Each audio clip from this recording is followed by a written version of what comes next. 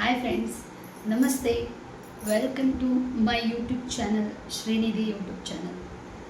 ನನ್ನ ವಿಡಿಯೋಸ್ ನಿಮಗೆ ಇಷ್ಟ ಆಗ್ತಾಯಿದ್ರೆ ಒಂದು ಲೈಕ್ ಮಾಡಿ, ಶೇರ್ ಮಾಡಿ, ಸಬ್ಸ್ಕ್ರೈಬ್ ಮಾಡಿ ಮತ್ತು ನಿಮ್ಮ ಮನದ ಅಭಿಪ್ರಾಯವನ್ನು ಕಮೆಂಟ್ ಮೂಲಕ ನನಗೆ ತಿಳಿಸಿ. ಫ್ರೆಂಡ್ಸ್, ಇವತ್ತು ನಾನು ಏನು ಹೇಳಬೇಕು ಅಂತ ಬ್ಲಾಗ್ ಸ್ಟಾರ್ಟ್ ಮಾಡ್ತಾಯಿದ್ದೀನಿ ಅಂದರೆ, ಇವತ್ತು ಗುರುವಾರ ದಿನ ಬ್ಲಾಗ್ ಸ್ಟಾರ್ಟ್ ಮಾಡ್ತಾಯಿದ್ದೀನಿ. ಎಷ್ಟು ಡೈಲಿ ಬ್ಲಾಗ್ ಸ್ಟಾರ್ಟ್ ಮಾಡೋಣ ಅಂತ ಅಂದ್ಕೋತೀನಿ. ಸ್ವಲ್ಪ ಬ್ಯುಸಿ ಇದ್ದೀನಿ. 3-4 ದಿನದಿಂದ ಸ್ವಲ್ಪ ಬ್ಯುಸಿ ಇದ್ದೆ, ಅದಕ್ಕಾಗಿ ವ್ಲಾಗ್ ಮಾಡೋಕ್ಕಾಗಿಲ್ಲ. ಏನು ಬೇಜಾರು ಮಾಡ್ಕೊಬೇಡಿ. ಈ ಮುಂದೆ ಕಂಟಿನ್ಯೂಯಸ್ ಆಗಿ ವ್ಲಾಗ್ ಮಾಡ್ತೀನಿ. ಯಾಕೆ 3 ದಿನದಿಂದ ಬ್ಯುಸಿ ಇದ್ದೆ ಅಂತ ನೆಕ್ಸ್ಟ್ ಬರೋ ವೀಡಿಯೋದಲ್ಲಿ ನಿಮಗೆ ಗೊತ್ತಾಗುತ್ತೆ. ಒಂದು ಏನಂದರೆ, ಒಂದು ಸ್ವೀಟ್ ವಿಷಯ ಅಂತಲೇ ಹೇಳ್ಬೋದು. ಒಂದು ಒಳ್ಳೆಯ ವಿಷಯನೇ ಹೇಳ್ತೀನಿ.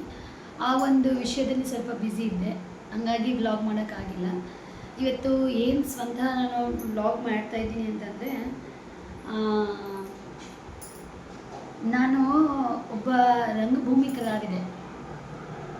ನಾನೊಬ್ಬ ರಂಗಭೂಮಿ ಕಲಾವಿದೆಯಾಗಿ ಯಾವ ವಯಸ್ಸಿನಲ್ಲಿ ನಾನು ರಂಗಭೂಮಿಗೆ ಬಂದೆ, ಯಾವ ಕಾರಣಕ್ಕಾಗಿ ಬಂದೆ, ಹೇಗೆ ಬಂದೆ, ಏನೆಲ್ಲ ಕಷ್ಟಗಳನ್ನು ಅನುಭವಿಸಿದ್ವಿ, ಏನೆಲ್ಲ ಸುಖಗಳನ್ನು ಅನುಭವಿಸಿದ್ವಿ, ಅದನ್ನೆಲ್ಲ ಇವತ್ತು ನಿಮ್ಮ ಮುಂದೆ ತಿಳಿಸ್ಬೇಕು ಅಂತ ಅಂದ್ಕೊಂಡು ಇವತ್ತು ಗುರುವಾರ ದಿನ ಬ್ಲಾಗ್ ಸ್ಟಾರ್ಟ್ ಮಾಡ್ತಾಯಿದ್ದೀನಿ. ಎಲ್ಲ ಕೆಲಸ ಮುಗಿಸ್ಕೊಂಡು ಮಕ್ಕಳನ್ನೆಲ್ಲ ಸ್ಕೂಲಿಗೆ ಕಳಿಸ್ಬಿಟ್ಟು ಬ್ಲಾಗ್ ಸ್ಟಾರ್ಟ್ ಮಾಡ್ತಿದ್ದೀನಿ. ಈ ವಿಡಿಯೋನ ಕೊನೆಯವರೆಗೂ ನೋಡಿ, ನಿಮ್ಮ ಮನದ ಅಭಿಪ್ರಾಯವನ್ನು ಕಮೆಂಟ್ ಮೂಲಕ ತಿಳಿಸಿ. ಏನಪ್ಪ ಅಂದರೆ, ಅಲ್ಲೇ 10:26 ಆಯಿತು ಟೈಮ್. ಇವಾಗ ಸ್ಟಾರ್ಟ್ ಮಾಡ್ತಾಯಿದ್ದೀನಿ. ಏನು ವಿಷಯ ಅಂತಂದರೆ, ಇವತ್ತು ನಾನು ನನ್ನ ತಂದೆ ತಾಯಿ ಇವಾಗಿಲ್ಲ, ಬಟ್ ನಮ್ಮಮ್ಮ ವೈ ಪದ್ಮ ಅಂತ, ಮತ್ತು ನನ್ನ ತಂದೆ ಕರಿಬಸಪ್ಪ ಅಂತ ಹೇಳ್ಬಿಟ್ಟು. ನನ್ನ ತಾಯಿ ಕೂಡ ಒಬ್ಬ ರಂಗಭೂಮಿ ಕಲಾವಿದೆ. ಹಂಗಾಗಿ ಅದು ಒಂದು ನಮ್ಮ ರಕ್ತದಲ್ಲಿ ಬಂದಿರಬಹುದೋ ಏನೋ, ನನಗೂ ಗೊತ್ತಿಲ್ಲ. ಬಟ್ ಸಾರಿ ಫ್ರೆಂಡ್ಸ್, ಸ್ವಲ್ಪ ಅಲ್ಲಿ ಯಾರು ಬಂದರು ಅಂತ ಹೇಳ್ಬಿಟ್ಟು ಹೋದೆ. ಸರಿ, ಕ್ಯಾಮರಾ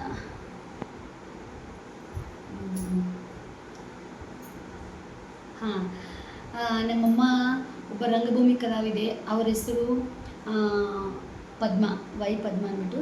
ತಂದೆ ಹೆಸರು ಕರಿಬಸಪ್ಪ. ಒಳ್ಳೆಯಿಂದನೇ ದೇವರ ಆಶೀರ್ವಾದದಿಂದ ಜೀವನ ನಂದು ಚೆನ್ನಾಗಿಯೇ ನಡೀತಾ ಇತ್ತು. ನಾವಿಬ್ಬರು ಮಕ್ಕಳು. ನಮ್ಮಮ್ಮ ಗಂಡು ಮಕ್ಕಳಿಲ್ಲ, ಇಬ್ಬರೇ ಹೆಣ್ಮಕ್ಳು, ನಾನು ಮತ್ತು ನನ್ನ ತಂಗಿ. ಈಗ ಆಲ್ರೆಡಿ ನನ್ನ ತಂಗಿ ಪೊಲೀಸ್ ಡಿಪಾರ್ಟ್ಮೆಂಟಲ್ಲಿದ್ದಾಳೆ, ನಾನು ಈ ಡಿಪಾರ್ಟ್ಮೆಂಟಲ್ಲಿದ್ದೀನಿ.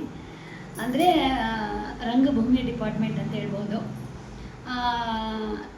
ಇಬ್ಬರೇ ಮಕ್ಕಳಾಗಿರೋದ್ರಿಂದ ಇಬ್ಬರು ಚೆನ್ನಾಗೇ ಓದ್ತಾ ಇದ್ವಿ. ಕಾನ್ವೆಂಟಿಗೆ ಹಾಕಿದ್ರು. ಬಟ್ ನಾನು 6th ಇರುವಾಗ ಅನ್ಕೋತೀನಿ, 6th ಇರುವಾಗ ಅಮ್ಮಂಗೆ ಸ್ವಲ್ಪ ಹುಷಾರಿರಲಿಲ್ಲ. ಏನಂದರೆ, ಈ ಕಡೆ ಫೇಸ್ಗೆಲ್ಲ ಸರ್ಪದುಂಡಂತ ಆಗಿಬಿಟ್ಟಿತ್ತು. ಅದು ತೋರಿಸಿದ್ವಿ, 1 ವರ್ಷ ತೋರಿಸಿದ್ವಿ, 2 ವರ್ಷ ತೋರಿಸಿದ್ವಿ, ಅದು ಕಡಿಮೆನೇ ಆಗಲಿಲ್ಲ. ಅದು ಯಾವ ಕಾರಣಕ್ಕೆ ಆಗಲಿಲ್ಲ ಅಂತ ಗೊತ್ತಾಗಲಿಲ್ಲ. ಅಮ್ಮ ದುಡಿತಿದ್ರು. ದುಡಿತಿರೋ ದುಡ್ಡಿಂದ ಅವ್ರಿಗೆಲ್ಲ ತೋರಿಸಿದ್ವಿ, ಹಾಸ್ಪಿಟ್ಲಿಗೆಲ್ಲ ತಿರುಗಿದ್ವಿ. ಆ ಟೈಮಲ್ಲಿ ಕೆಲವು ದಿನ ಸ್ಕೂಲ್ಗಳು ಕೂಡ ಬಿಟ್ಟಿದ್ವಿ, ನಾನು ನನ್ನ ತಂಗಿ. ಬಟ್ ಆ ಟೈಮ್ ನಾನು 6th ಇರುವಾಗ ನಮ್ಮ ತಾಯಿಗೆ ಸ್ವಲ್ಪ ಫೇಸಿಂದ ಇದು ಜಾಸ್ತಿ ಆಗಿಬಿಟ್ಟು ಪ್ರೋಗ್ರಾಮ್ಸ್ಗಳಿಗೆ ಹೋಗೋದೆಲ್ಲ ನಿಲ್ಲಿಸ್ಬಿಟ್ರು. ಪ್ರೋಗ್ರಾಮ್ಸ್ಗಳಿಗೆ ಹೋಗೋದೆಲ್ಲ ನಿಲ್ಲಿಸಿದ ಮೇಲೆ ನಮಗೆ ಜೀವನ ಮಾಡೋದು ತುಂಬ ಕಷ್ಟ ಆಯಿತು. ಜೀವನ ಮಾಡೋದು ಬರ್ತಾ ಬರ್ತಾ ಎಷ್ಟು ಕಷ್ಟ ಆಯ್ತಂದರೆ, ಒಂದು ಹೊತ್ತಿನ ಊಟಕ್ಕೆ ಕೂಡ ನಮಗೆ ಇಲ್ಲದೆ ಇರೋ ಅಷ್ಟು ಕಷ್ಟ ಆಯಿತು. ಅದು ನಾವು ಹೆಂಗೆ ಬದುಕಿದ್ವಿ, ಎಷ್ಟು ರಿಚ್ಚಾಗಿ ಬದುಕಿದ್ವಿ, ಕಷ್ಟ ಅನ್ನೋದು ಏನು ಅನ್ನೋದು ನಮ್ಮ ತಾಯಿ ನಮಗೆ ತೋರಿಸಿರಲಿಲ್ಲ. ಆದರೆ ಬಟ್ ಬರ್ತಾ ಬರ್ತಾ ನಮಗೆ ಊಟಕ್ಕೂ ಸಹ ಕಷ್ಟ ಆಗೋಷ್ಟು ನಮಗೆ ಪರಿಸ್ಥಿತಿ ಕೆಟ್ಟದಾಗ್ಬಿಡ್ತು. ಆವಾಗ ಅನಿವಾರ್ಯವಾಗಿ ನಾನು 6th ಇರುವಾಗ ರಂಗಭೂಮಿಗೆ ಪ್ರವೇಶ ಮಾಡಲೇಬೇಕಾದಂಥ ಪರಿಸ್ಥಿತಿ ಇತ್ತು. ನಿಜವಾಗ್ಲೂ ನಾನು ದೇವ್ರ ಹಣೆಗೂ ಹೇಳ್ತೀನಿ, ಓದಬೇಕು, ಒಳ್ಳೆ ಕೆಲಸ ತಗೋಬೇಕು ಅಂತ ತುಂಬ ಅಂದರೆ ತುಂಬಾ ಆಸೆ ಇತ್ತು. ಬಟ್ ವಿಧಿ ಏನು ಮಾಡೋಕ್ಕಾಗಲ್ಲ. ನಾನು ರಂಗಭೂಮಿಗೆ ಪ್ರವೇಶ ಮಾಡಲೇಬೇಕಾಯಿತು. 6th ಇರುವಾಗ ನಾನು ರಂಗಭೂಮಿಗೆ ಪ್ರವೇಶ ಮಾಡಿದೆ. 6th ಇರುವಾಗ ಅವಾಗೆಲ್ಲ ಮನೆಗೆ ಬಂದು ಬುಕ್ ಮಾಡ್ತಿದ್ರು. ನಾನು ಸಾಮಾಜಿಕ ನಾಟಕ ಆಡಿದ್ದೀನಿ, ಪೌರಾಣಿಕ, ಐತಿಹಾಸಿಕ, ಭಕ್ತಿ ಪ್ರಧಾನ. ಇವಾಗ ರೀಸೆಂಟಾಗಿ ಒಂದು 3 ಇಯರ್ಸಿಂದ 3 ವರ್ಷದಿಂದ ಬಯಲಾಟ ಆಡ್ತಾಯಿದ್ದೀನಿ. ಆವಾಗ ನಾನು 6th ಇರುವಾಗ ತುಂಬ ಜನ ಬುಕ್ ಮಾಡೋಕ್ಕೆ ಊರುಗಳಿಗೆ ಬಂದಾಗ, ಇಲ್ಲಿಗೆ ಬಂದಾಗ, ಮನೆಗೆ ಬಂದಾಗ ನನ್ನ ಮಗಳು ಹಿಂಗೆ ನಾಟಕ ಆಡ್ತಾಳಪ್ಪ ಅಂತ ತೋರಿಸಿದ್ರೆ, ಏನಮ್ಮ ಇಷ್ಟು ಚಿಕ್ಕ ಹುಡುಗಿ, ಇನ್ನೂ 6th ಓದ್ತಾ ಇದ್ದೀರಾ ಅಂತ ಹೇಳ್ತಾ ಇದ್ದೀರಾ, 6ನೇ ಕ್ಲಾಸ್ ಹುಡುಗಿನ ಹೆಂಗೆ ಕರ್ಕೊಂಡು ಆಡೋದು ಅಂತ ಒಂದು 5-6 ಜನ ನನ್ನ ರಿಜೆಕ್ಟ್ ಮಾಡಿಬಿಟ್ರು. ಬೇಡ, ಇವಳು ಚಿಕ್ಕವಳು, ಮಾಡ್ತಾಳೋ ಇಲ್ವೋ ಪಾತ್ರನ ಅಂತ. ಆಮೇಲೆ ಕೊನೆಯದಾಗಿ ಇದೇ ಲಾಸ್ಟ್ ಅಮ್ಮ, ಇದೊಂದು ಸಲ ಹೋಗು, ಈ ಸಲನೂ ಅವ್ರು ಬೇಡ ಚಿಕ್ಕ ಹುಡುಗಿ ಅಂದರೆ ನಾನು ನಿನ್ನ ಕಳಿಸಲ್ಲ ಅಂತ ಹೇಳ್ಬಿಟ್ಟು ಒಂದು ಬುಕ್ ಮಾಡೋಕ್ಕೆ ಬಂದಿರೋರ ಹತ್ರ ತೋರಿಸ್ಬಿಟ್ರು. ಅವತ್ತು ಅವರು ಒಪ್ಪಿ ಬುಕ್ ಮಾಡಿದರು. ಯಾವ ಊರಂದರೆ ಮೈಲಾರಲಿಂಗೇಶ್ವರ. ಮೈಲಾರ ಅಂತ ಕೇಳಿರ್ಬೋದು ನೀವು. ಮೈಲಾರ ಹತ್ರ ಮೈಲಾರಲಿಂಗೇಶ್ವರ ಎಷ್ಟು ಪ್ರಸಿದ್ಧವಾದ ದೇವರು, ಅದ್ರ ಪಕ್ಕದಲ್ಲಿ ಕುರುವತ್ತಿ ಅಂತ ಒಂದು ಊರಿದೆ, ಕುರುವತ್ತಿ ಬಸವಣ್ಣ ಅಂತ. ಆ ಕುರುವತ್ತಿ ಬಸವಣ್ಣನೂ ಅಷ್ಟೇ ಫೇಮಸ್. ಆ ಊರಿಗೆ ಫಸ್ಟ್ ಬುಕ್ ಆದೆ. ಅವತ್ತು ಒಂದೇ ದಿನ ನನಗೊಂದು 8 ನಾಟಕನ ಬುಕ್ ಮಾಡಿಕೊಂಡೆ. ಅವಾಗ ನನಗೆ ಪಾಸಿಟಿವ್ ವೈಬ್ಸ್ ಬಂತು, ನನ್ನ ಒಪ್ಕೊಂಡ್ರು, ಆಡ್ಬೋದು ಅಂತ ಹೇಳ್ಬಿಟ್ಟು. ಆವಾಗ ಸ್ಕೂಲಿಗೆ ಹೋಗಿ ಬಂದುಬಿಟ್ಟು ಈವ್ನಿಂಗ್ ನಾನು ಡ್ರಾಮಾಕ್ಕೆ ಹೋಗ್ತಿದ್ದೆ. ಮತ್ತೆ ನಾಟಕ ಮುಗಿಸ್ಕೊಂಡು ಬರ್ತಿದ್ದೆ. 1 hour 2 hour ಲೇಟ್ ಆದರೆ ಸರ್ನ ನಾನು ರಿಕ್ವೆಸ್ಟ್ ಮಾಡಿಬಿಟ್ಟು ಮತ್ತೆ ಸ್ಕೂಲಿಗೆ ಹೋಗ್ತಿದ್ದೆ. ಸ್ಕೂಲಿಗೆ ಹೋಗ್ತಿದ್ದೆ. ಹಿಂಗೆ ಮಾಡಿದೆ ಕೆಲವು 2 ವರ್ಷ 3 ವರ್ಷ ಹಿಂಗೆ ಮಾಡಿದೆ. ಕೆಲವು ಟೈಮ್ನಲ್ಲಿ ನಮ್ಮ ಸ್ಕೂಲ್ ಮಾಸ್ಟರ್ ಕೂಡ ನನಗೆ ಬಹಳ ಅಂದರೆ ಬಹಳ ಹೆಲ್ಪ್ ಮಾಡಿದ್ದಾರೆ. ಅವರು ಈ ವಿಡಿಯೋಸ್ ನೋಡ್ತಾ ಇದ್ದರೆ ನಿಜವಾಗ್ಲೂ ಅವ್ರಿಗೆ ನನ್ನ ಹೃದಯಪೂರ್ವಕವಾದ ಧನ್ಯವಾದಗಳು ಹೇಳ್ತೀನಿ. ನಾನು ಡ್ರಾಮಾಕ್ಕೆ ಹೋಗಿ ಬಂದರೆ ಮನೆಗೆ ನೋಟ್ಸ್ ಕಳಿಸ್ತಾಯಿದ್ರು. ಯಾಕಂದರೆ ಒಳ್ಳೆ ಹುಡುಗಿ, ಇಂಟೆಲಿಜೆಂಟ್ ಇದ್ದಾಳೆ, ಚೆನ್ನಾಗಿ ಓದ್ತಾಳೆ, ಅನ್ಯಾಯವಾಗಿ ಅವಳು ಓದು ನಿಂತುಬಿಡುತ್ತೆ ಅಂಥೇಳಿ ಮನೆಗೆ ನೋಟ್ಸ್ ಕಳಿಸ್ತಿದ್ರು ಅವರು. ಅದನ್ನೆಲ್ಲ ನೋಡಿಬಿಟ್ಟು ಬರೆದು ಎಲ್ಲ ಪಾಸ್ ಮಾಡಿಕೊಂಡೆ. ಬರ್ತಾ ನನ್ನ ತಾಯಿ ಆರೋಗ್ಯ ಬಹಳ ಕ್ಷೀಣಿಸ್ತಾ ಬಂತು. ಆರೋಗ್ಯದಲ್ಲಿ ಸುಧಾರಣೆ ಆಗಲೇ ಇಲ್ಲ. ಆವಾಗ ದುಡಿಬೇಕಾದ ಅನಿವಾರ್ಯನೂ ಇತ್ತು, ತಾಯಿನ ನೋಡ್ಕೊಳ್ಬೇಕಾದ ಜವಾಬ್ದಾರಿನೂ ಇತ್ತು. ಹಾಗಾಗಿ ನಾವು ನಮ್ಮ ತಂಗಿನ ಸ್ಕೂಲ್ ಬಿಡಿಸ್ಬಿಟ್ಟು ನೀನು ಅಮ್ಮನ ನೋಡ್ಕೊಂಡು ನಾನು ದುಡ್ಕೊಂಡು ಬರ್ತೀನಿ, ಹಾಸ್ಪಿಟ್ಲಿಗೆಲ್ಲ ಖರ್ಚಿಗೆ, ಮನೆ ಖರ್ಚಿಗೆ, ಜೀವನ ಮಾಡೋಕ್ಕೆ ಬೇಕಲ್ಲ. ನಾನು ನಾಟಕಕ್ಕೆ ಹೋದರೆ ಮಾತ್ರ ನನ್ನ ಜೀವನ ನಡೀತಿತ್ತು, ಇಲ್ಲಾಂದರೆ ನಡೀತಿರ್ಲಿಲ್ಲ. ಆವಾಗ ಬಿಡಿಸಿದ್ವಿ. ಸ್ಕೂಲ್ಗೆ ಹೋಗಿ ಬರೋದು, ಮತ್ತು ಡ್ರಾಮಾಕ್ಕೆ ಹೋಗೋದು, ಮತ್ತು ಸ್ಕೂಲ್ಗೆ ಹೋಗಿ ಬರೋದು, ಡ್ರಾಮಾಕ್ಕೆ ಹೋಗೋದು, ಹಿಂಗೆ ಕೆಲವು ವರ್ಷಗಳು ಮಾಡಿದೆ. ಬರ್ತಾ ನನಗೆ ಸ್ಕೂಲಿಗೆ ಹೋಗೋಕೆ ಆಗಲಿಲ್ಲ. ಕಷ್ಟಗಳ ಮೇಲೆ ಕಷ್ಟಗಳು, ಈ ಕಡೆ ಮನೆ ಜವಾಬ್ದಾರಿ, ಈ ಕಡೆ ತಾಯಿ ಆರೋಗ್ಯ ಸರಿ ಇಲ್ಲ. ನಮ್ಮ ತಂದೆಗೆ ಗ್ಯಾಂಗ್ರೀನ್ ಅಟ್ಯಾಕ್ ಆಗಿಬಿಟ್ಟು ಇಲ್ಲಿಂದ 2 ಕಾಲು ಕಟ್ಟಾಗ್ಬಿಟ್ಟಿದ್ದು, ಯಾರೂ ದುಡಿಯೋಂಥ ಪರಿಸ್ಥಿತಿ ಇರಲಿಲ್ಲ. ಹಂಗಾಗಿ ನಾನು ಓದಲೇಬೇಕಾದಂಥ ಪರಿಸ್ಥಿತಿ ಇರೋದ್ರಿಂದ ತಂಗಿನ ಸ್ಕೂಲ್ ಬಿಡಿಸಿ ಅಮ್ಮನ ನೋಡ್ಕೊಳಕ್ಕೆ ಹಚ್ಬಿಟ್ಟು ನಾನು ದುಡಿಯೋಕ್ಕೆ ಹೋದೆ. ಹಂಗೆ ಒಂದು ಕೆಲವು ವರ್ಷಗಳು ದುಡಿದು ಹಾಸ್ಪಿಟ್ಲಿಗೆಲ್ಲ ತೋರಿಸಿದ್ವಿ. ನಮ್ಮಮ್ಮ ಉಳಿಲಿಲ್ಲ. 2008ರಲ್ಲಿ ನಮ್ಮಮ್ಮ ತೀರ್ಕೊಂಡ್ಮೇಲೆ ಇಲ್ಲಿಗೆ ನನ್ನ ಲೈಫ್ ಮುಗೀತಪ್ಪ ಅಂದ್ಕೊಂಡೆ. ಹೆಂಗಪ್ಪ, ತಾಯಿ ಇಲ್ಲ, ತಂದೆ ಬೇರೆ ಈ ಪರಿಸ್ಥಿತಿ, ತಂಗಿ ಇನ್ನೂ ಚಿಕ್ಕವಳು, ಮನೇಲಿ ಗಂಡ್ಮಕ್ಳು ಬೇರೆ ಇಲ್ಲ, ನನಗೆ ಅಣ್ಣ ತಮ್ಮ ಯಾರೂ ಇಲ್ಲ, ಹೆಂಗೆ ಜೀವನ ನಡೆಸೋದು ಅಂತ ಹೇಳಿ ನಾನು ಹಂಗೆ ಜೀವನನ ಮುಂದುವರಿಸ್ಕೊಂಡು 1 ಇಯರ್ ಬಿಟ್ಟ ಮೇಲೆ ತಂಗಿನ ಮತ್ತೆ ಸ್ಕೂಲಿಗೆ ಜಾಯಿನ್ ಮಾಡಿಸಿದ್ವಿ. ಈಗ ಅಮ್ಮನೂ ಇಲ್ಲ, ಮತ್ತು ನಿನ್ನ ಮನೆ ಒಬ್ಬಳೇ ಇದ್ದು ಏನು ಮಾಡ್ತೀಯ, ಹೋಗು ಸ್ಕೂಲಿಗೆ ಅಂತ ಹೇಳ್ಬಿಟ್ಟು ಅವಳನ್ನು ಕೂಡ ಸ್ಕೂಲಿಗೆ ಸೇರಿಸಿದ ಮೇಲೆ ಅವಳು ಓದು ಕಂಟಿನ್ಯೂ ಮಾಡಿದ್ಲು, ನಾನು ಓದು ಕಂಟಿನ್ಯೂ ಮಾಡಿದೆ.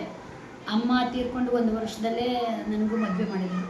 ಚಿಕ್ಕ ವಯಸ್ಸಿನಲ್ಲೇ ಮಾಡಿಬಿಟ್ರು. ಯಾಕಂದರೆ ಇಬ್ಬರು ವಯಸ್ಸಿಗೆ ಬಂದಿರೋ ಹೆಣ್ಮಕ್ಳು ಇದ್ದಾರೆ. ಆಮೇಲೆ ಸಮಾಜ ನೋಡೋ ದೃಷ್ಟಿ ಚೆನ್ನಾಗಿರಲ್ಲ ಅಂತ ಹೇಳ್ಬಿಟ್ಟು ನಮ್ಮ ರಿಲೇಷನಲ್ಲೇ ನನಗೆ ಮದುವೆ ಮಾಡಿದರು. ಮದುವೆ ಮಾಡಿದ ಮೇಲೆ ನನ್ನ ಲೈಫು ಟರ್ನಿಂಗ್ ಪಾಯಿಂಟ್ ತೊಗೊಳ್ತು.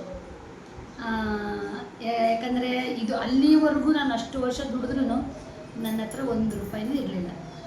ಯಾಕಂದರೆ ಆ ಬರೀ ಹಾಸ್ಪಿಟ್ಲು ಆ ಸಾಲ ಈ ಸಾಲ ಅಂತ ಹೇಳ್ಬಿಟ್ಟು ತುಂಬ ಮಾಡ್ಕೊಂಡ್ಬಿಟ್ಟಿದ್ವಿ. ಹಾಗಾಗಿ ನನಗೇನು ಉಳಿಲಿಲ್ಲ. ಲೈಫ್ ನನಗೆ ಚೇಂಜ್ ಆಗಿದೆ ನನ್ನ ಮ್ಯಾರಿಡ್ ಆದಮೇಲೆ. ಆಮೇಲೆ ನೆಕ್ಸ್ಟ್ ಚೆನ್ನಾಗಿ ದುಡಿತಾ ತಂಗಿನೂ ಒಂದು ಸ್ಥಾನಕ್ಕೆ ಬಂದಳು. ಅವಳು SLC ಎಲ್ಲ ಮುಗಿಸ್ಬಿಟ್ಟು PU ಮುಗಿಸಿ ಡಿಗ್ರಿ ಮುಗಿಸಿ ಡಬಲ್ ಡಿಗ್ರಿ ಮಾಡಿ ಈಗ ಪೊಲೀಸ್ ಡಿಪಾರ್ಟ್ಮೆಂಟಲ್ಲಿ ಅವಳಿಗೆ ಅಪಾಯಿಂಟ್ ಆಯಿತು. ಅದೊಂದು ನನ್ನ ಲೈಫಲ್ಲಿ ಮರೆಯೋದಕ್ಕೆ ಆಗದೇ ಇರುವಂಥ ಒಂದು ಗಿಫ್ಟ್ ಅನ್ಕೋಬೋದು. ಯಾಕಂದರೆ ಬಹಳ ಕಷ್ಟಪಟ್ಟು ಅವಳನ್ನ ನೋಡಿಕೊಂಡೆ. ಅವಳು ನಮ್ಮನ್ನು ಹಂಗೆ ನೋಡಿಕೊಂಡು ದೇವರ ಆಶೀರ್ವಾದದಿಂದ ನಮಗೆ ಅವಳಿಗೆ ಒಂದು ಜಾಬ್ ಸಿಕ್ತು.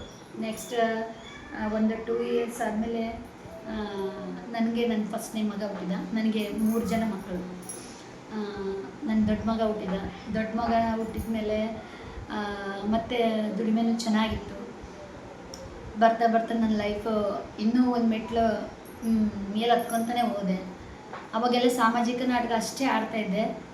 ಬರ್ತಾ ಎಲ್ಲನೂ ಕಲಿಬೇಕು. ಕಲಾವಿದರು ನಾವು ಆಗಿ ಹುಟ್ಟಿದ ಮೇಲೆ ಅದೇ ಪಾತ್ರ ಇದೇ ಪಾತ್ರ, ನಾವು ಹಿಂಗೆ ಇದ್ದೀವಿ, ನಾವು ಹಂಗೆ ಇದ್ದೀವಿ, ಇದೇ ಮಾಡಲ್ಲ ಅದೇ ಮಾಡಲ್ಲ ಅಂತ ನನ್ನ ಲೈಫಲ್ಲಿ ನಾನು ಯಾವತ್ತೂ ಅಂದಿಲ್ಲ. ಯಾವ ಪಾತ್ರ ಆದರೂ ಅದು ಸರಿ, ಅದು ಒಂದು ಸಲ ಕೆಟ್ಟರೂ ಚಿಂತೆ ಇಲ್ಲ. ನೆಕ್ಸ್ಟ್ ನಾನು ಅದನ್ನು ತಿದ್ದುಕೊಂಡ್ಬಿಟ್ಟು ನಾನು ಕಲ್ತ್ರ ಚಿಂತೆಲ್ಲ ನಾನು ಮಾಡಲೇಬೇಕು. ಯಾವ ಪಾತ್ರ ಕೊಟ್ಟರು ಮಾಡ್ತೀನಿ ಅಂಥೇಳಿ ನಾನು ಆಲ್ಮೋಸ್ಟ್ ಚಿಕ್ಕ ವಯಸ್ಸಿನಲ್ಲೇ ನಾನು ಭಕ್ತಿ ಪ್ರಧಾನ, ಆಮೇಲೆ ಪೌರಾಣಿಕ ನಾಟಕಗಳು, ಆಮೇಲೆ ಐತಿಹಾಸಿಕ ನಾಟಕಗಳು ಎಲ್ಲನೂ ಆಡಿದೆ. ಬಯಲಾಟ ಒಂದೇ ಆಡಿರಲಿಲ್ಲ.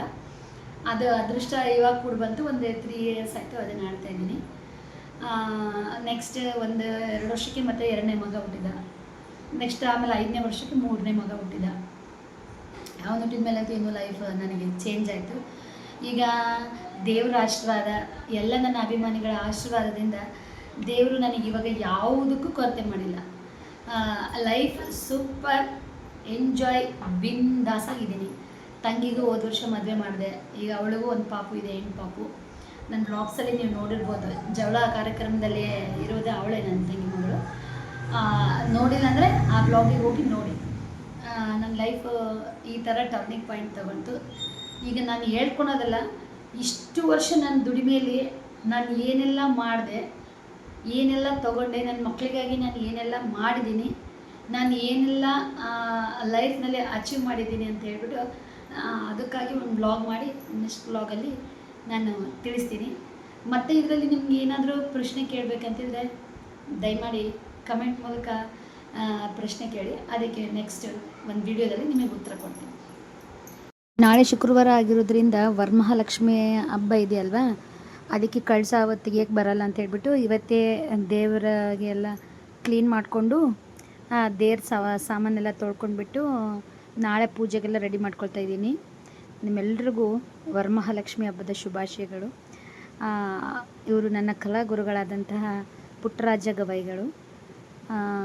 ಅವ್ರನ್ನೂ ಕೂಡ ನಾನು ದೇವ್ರಂತಲೇ ಪೂಜಿಸ್ತೀನಿ. ನಾನಷ್ಟೇ ಅಲ್ಲ, ಪ್ರತಿಯೊಂದು ಕಲಾವಿದರು ಕೂಡ ಅವ್ರನ್ನ ದೇವ್ರಂತಲೇ ಪೂಜಿಸ್ತಾರೆ. ದೇವಸ್ಥಾನ ಎಲ್ಲ ಅದನ್ನೆಲ್ಲ ಕ್ಲೀನ್ ಮಾಡ್ಕೊಂಡ್ಬಿಟ್ಟು ದೇವ್ರ ಸಾಮಾನೆಲ್ಲ ತೊಳೆದ್ಬಿಟ್ಟು ಪ್ರತಿಯೊಂದು ದೇವ್ರ ಫೋಟೋಕ್ಕೂ ಎಲ್ಲ ಗಂಧ ಆಮೇಲೆ ಕುಂಕುಮ ಅದೆಲ್ಲ ಇಟ್ಟು ರೆಡಿ ಮಾಡ್ಕೊಳ್ತಾ ಇದ್ದೀನಿ. ಯಾಕಂದರೆ ನಾಳೆನೇ ಎಲ್ಲ ಕ್ಲೀನ್ ಮಾಡ್ಕೊಂಡು ರೆಡಿ ಮಾಡ್ಕೊಳ್ಬೇಕಂದ್ರೆ ಆಗೋದಿಲ್ವಲ್ಲ, ಅದಕ್ಕಾಗಿ ಇವತ್ತೇ ಎಲ್ಲ ಕ್ಲೀನ್ ಮಾಡ್ಕೊಂಡ್ಬಿಡೋಣ ಅಂತ ಹೇಳ್ಬಿಟ್ಟು ಕ್ಲೀನ್ ಮಾಡ್ಕೊತಾ ಇದ್ದೀನಿ. ಇದು ಯಾವಾಗ ನನಗೆ ಗಿಫ್ಟ್ ಕೊಟ್ಟಿದ್ದು ಅಂದರೆ ಕೆಳಗಡೆ ತೋರಿಸಿದ್ನಲ್ಲ ಕಲ್ಲಯ್ಯಜ್ಜನವ್ರದ್ದು, ಅವ್ರದ್ದು ನಾವು ಹೋದ ವರ್ಷ ಅಲ್ಲ ಆಚೆ ವರ್ಷ ತುಲಾಭಾರ ಕಾರ್ಯಕ್ರಮ ಇಟ್ಕೊಂಡಿದ್ವಿ.